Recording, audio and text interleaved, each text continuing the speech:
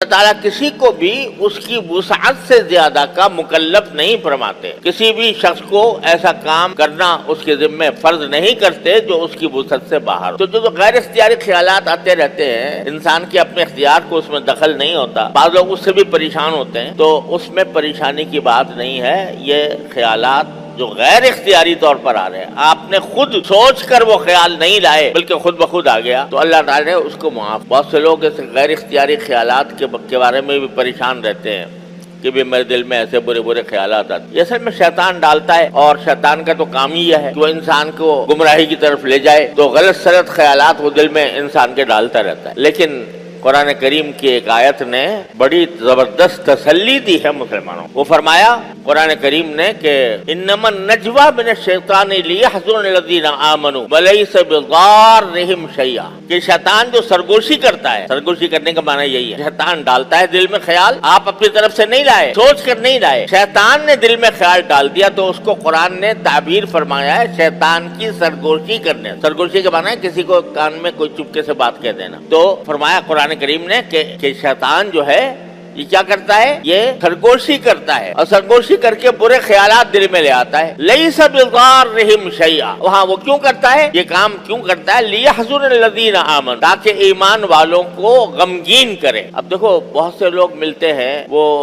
بکثرت اس بات کا ذکر کرتے ہیں بھائی ہمیں وسوسے بہت آتے، کبھی اللہ کہتے ہیں ایسے ایسے وسوسے آتے ہیں کہ اپنے اوپر شبہ ہوتا ہے کہ ہم کافر تو نہیں ہو گئے، اللہ بچائے۔ اللہ تعالیٰ کے بارے میں وسوسے آ جاتے ہیں، اللہ تعالیٰ معاف کرے۔ انبیاء کرام کے بارے میں آ جاتے ہیں، صحابہ کرام کے بارے میں آ جاتے ہیں، خود ایمان کے بارے میں آ جاتے ہیں۔ یہ غیر اختیاری وسوسے، تو یہ جو غیر اختیاری وسوسے آتے ہیں اس سے پریشان ہوتے ہیں لوگ کہ بھائی کیا کروں میں تو کہیں کافر تو نہیں ہو گیا، میں کوئی اللہ کے ہاں مردود تو نہیں ہو گیا، ایسے خیالات میرے دل میں آ رہے ہیں۔ نماز میں آ جاتے ہیں، سجدے کے اندر آ جاتے ہیں، تو قرآن نے کتنی تسلی کے ساتھ فرمایا کہ انما النجوى من الشیطان لیحزن الذین آمنوا، یہ شیطان کی جو سرگوشی ہوتی ہے، تمہارے دل میں برے برے وسوسے آتے ہیں، یہ سب شیطان ڈالتا ہے، اس لیے ڈالتا ہے کہ تاکہ تمہیں غمگین کرے، تمہیں غم میں مبتلا کرے۔ اس کا کام تو یہ ہے نا کہ انسان کو تکلیف پہنچائے کسی نہ کسی طرح، تو یہ وسوسے ڈال کر وہ انسان کو غمگین کرتا ہے۔ وَلَيْسَ بِضَارِّهِمْ شیئا، اور قرآن نے بڑے